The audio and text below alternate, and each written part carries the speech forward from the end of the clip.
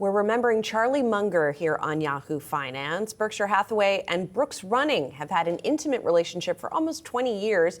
In 2006, Brooks Running was purchased by Fruit of the Loom. Its parent company, Berkshire Hathaway, was where Charlie Munger, of course, served as vice chair for 45 years. Here for more on Charlie Munger's life and legacy, Brooks Running CEO Jim Weber is joining us. Always a pleasure to see you, Jim, and we appreciate you spending some time with us today. First, I would just ask you for some impressions of Charlie Munger. And speaking of impressions, as I think I've told you before, when I happened to order a pair of Brooks running shoes back during the pandemic in 2020, to my surprise, I didn't realize this in advance, they had arrived with a picture of Charlie and a picture of Warren Buffett on the inside of the shoes.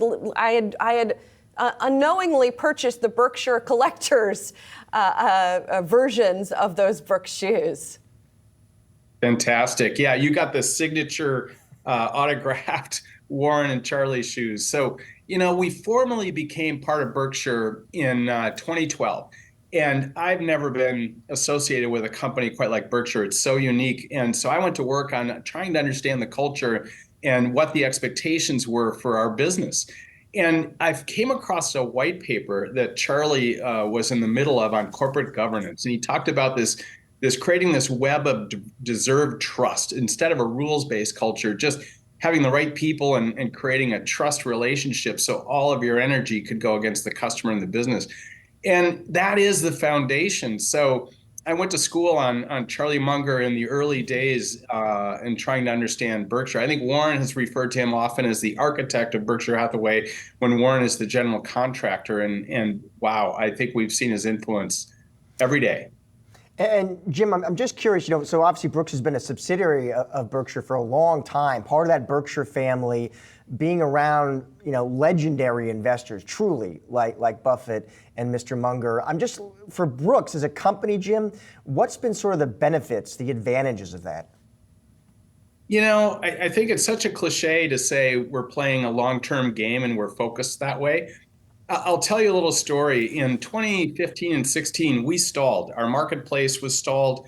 Our revenue was going backwards and our profits were at a 10-year low. And we were reconfiguring our strategy around premium performance products and reinventing performance. And I had the opportunity to meet Charlie down at his home in LA for a 90-minute lunch. And we were right on the cusp of launching this strategy. It was an evolution of where we've been. And no one knew whether or not it would work, but his advice was really clear. He said, there's always room for a premium performance niche brand, and that's what you guys are. And he told me a story. This was so memorable, of a shoe store in Omaha decades ago, I assume, that was actually X-raying feet to help suggest the right shoe. And over time, they figured out too much radiation is a bad thing, so they stopped X-raying feet. But his point was that people had a relationship with their feet and shoes, and so the future for Brooks was bright. And he was absolutely right. We've had so much success the last few years, but in 2017 it wasn't clear. And that's the kind of support that we've felt for playing the long game and building brand. I love that. That is a great story. What kind of communication, obviously Warren Buffett is still very much at Berkshire Hathaway, but I'm also curious what kind of conversations you have with the other folks in management there who, of course, have already been tapped to succeed Buffett and Munger, Greg Abel and the rest of the team over there. What kind of communication do you have with them, and what do they bring to the Brooks running table?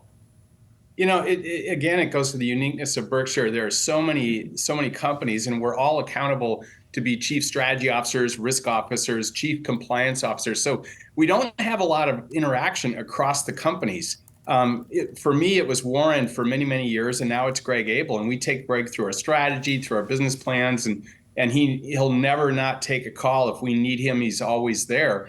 But, the expectation is that we're focused on our business. And of course, we love that. So that's what we're doing. There's not a lot of interaction.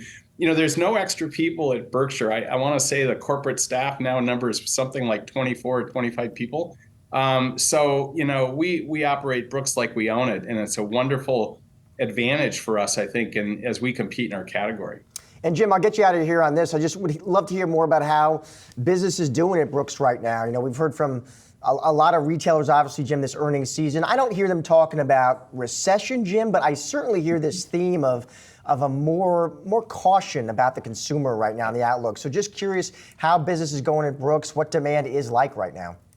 Yeah, I'm at an industry conference right now, so I'm going to get an earful in the next 3 days. But here's what we're seeing. I think our category is in the win column. We're doing very, very well as a category. We had a record Q3. We're having a really strong Q4. Cyber 10, now we're calling it, was absolutely at expectations. And next year, we're planning double-digit growth, and there's still a lot of uncertainty around that. But our consumer and our category and our runner is pretty healthy. Definitely seeing slowdown in Europe. You know, I think there's a lot of tentativeness at retail and in the consumer marketplace over in Europe. But in the United States, you know, I think demand right now remains really strong for our products. All right, Jim, thank you so much for joining us today, for those stories you shared, Jim. We appreciate it. I know our viewers do too. Thank you. Appreciate it.